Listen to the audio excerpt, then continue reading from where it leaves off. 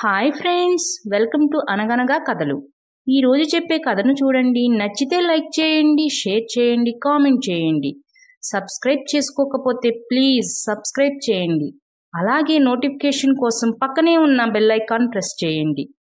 మీ ఇంటి current bill ఆదా చేయాలంటే ప్రధానమంత్రి సూర్యఘర్ యోజన పథకం కింద సబ్సిడీలో సోలార్ కనెక్షన్ పెట్టించుకోండి. గరిష్టంగా 78,000 వరకు సబ్సిడీ పొందండి. వీటి పూర్తి వివరాల కోసం ఇక్కడ ఉన్న నెంబరుకు కాల్ చేయండి. ఇక కథలోకి వెళదాం.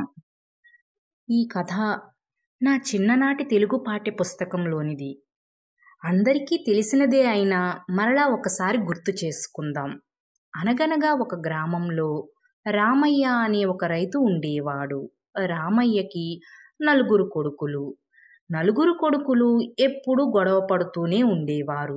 వారి మధ్య సఖ్యత కోసం రామయ్య అన్ని విధాల ప్రయత్నం చేస్తూనే ఉండేవాడు. అయినా సరే రామయ్య మాట వినేవారు కాదు కొడుకులు 4. ఆ బాధతోనే మంచం పట్టాడు రామయ్య. అయ్యో, నా ఆరోగ్యమేమో క్షీణించిపోతుంది. వీళ్ళని చూస్తేనేమో ఎప్పుడు చూడు గొడవ పడుతూనే ఉంటారు. నా 4 కొడుకులు కలిసిమెలిసి ఉండటం నా కళ్ళారా నేను చూడలేనంటావా? అయ్యో, అలా జరగకూడదు. నేను బ్రతుకున్నప్పుడే వాళ్ళు 4 కలిసిపోవాలి. ఏం చెయ్యాలి అని తెగ ఆలోచించసాగాడు రామయ్య. ఆలోచిస్తున్న రామయ్యకు ఒక ఆలోచన తట్టింది. ఇలా చేద్దాం, ఇప్పుడన్నా మారతారు అని అనుకుని 4 కొడుకులని పిలిచాడు రామయ్య. నాన్నా, తమ్ముళ్ళున్నప్పుడు నేను రానని నీకెన్నిసార్లు చెప్పాను. అయినా సరే ఏదో కొంపలు మునిగిపోతున్నట్టు 4 ఒకేసారి రావాలని ఎందుకు పిలిచారు? ఏంటో చెప్పండి, నేను త్వరగా వెళ్ళిపోవాలి. వీళ్ళ ముఖం నేను చూడలేను అన్నాడు పెద్దవాడు.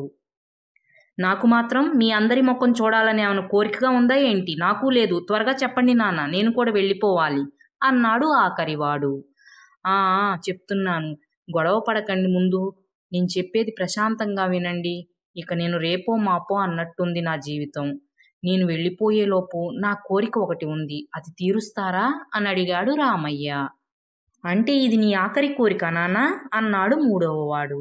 అవునరా అన్నాడు రామయ్య. ఏంటో ఆ కోరిక త్వరగా చెప్పండి నాన్న, తీర్చేసి నేను త్వరగా వెళ్ళిపోవాలి. లేదంటే ఇగో ఇక్కడ ఉన్న వాళ్ళందరి ముఖాలు చూడాల్సి వస్తుంది అన్నాడు 2వవాడు. వెళ్దూలేరా, ముందైతే వెళ్ళి 4 కర్రల్ని కట్టగా కట్టి తీసుకురారా అన్నాడు రామయ్య.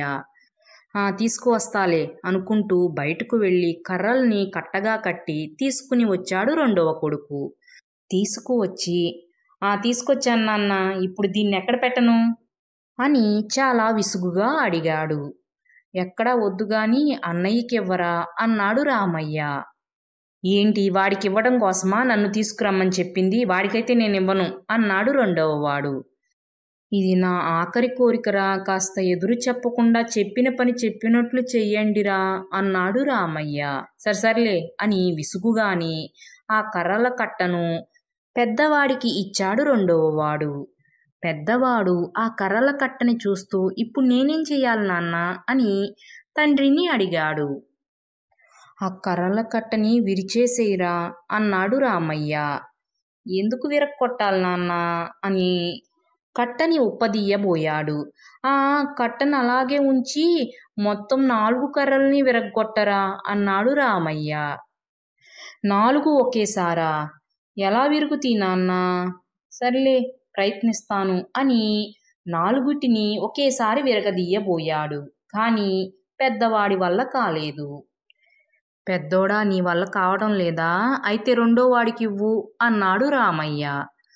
సర్లే అని అనుకుంటూ ఆ కట్టను 2వవాడికి ఇచ్చాడు. అయ్యా, ఇప్పుడు నువ్వు విరక్కొట్టు అన్నాడు రామయ్య. 2వవాడు కూడా ఆ కట్టను విరగదీయబోయాడు. కానీ అవి విరగలేదు. నా వల్ల కావడం లేదు నాన్న అన్నాడు 2వవాడు. అయితే తమ్ముడికి ఇవ్వయ్యా అన్నాడు రామయ్య.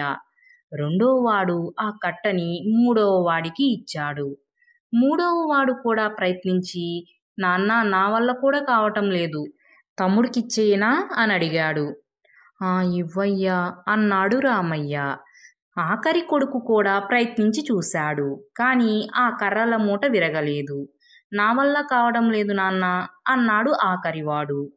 అయితే ఇప్పుడు ఆ 4 కర్రల్ని విడివిడిగా చేసేసి తలా ఒకటి తీసుకుని ప్రయత్నించండి అన్నాడు రామయ్య. అలా నలుగురు కొడుకులు తలా ఒక కర్ర తీసుకుని సులభంగా విరక్కొట్టేశారు. విరిగిపోయింది నాన్న, ఇప్పుడేం చేయమంటారు అని అడిగారు. ఏం చేయటం కాదురా, అర్థం చేసుకుని నలుగురు కలిసి ఉండండిరా.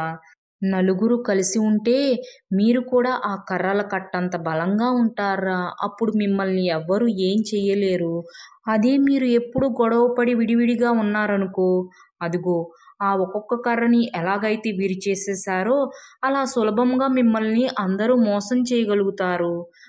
అందుకే నా మాట విని కాస్త అర్థం చేసుకుని నలుగురు కలిసిమెలిసి ఉండండిరా అని బ్రతిమలాడసాగాడు రామయ్య.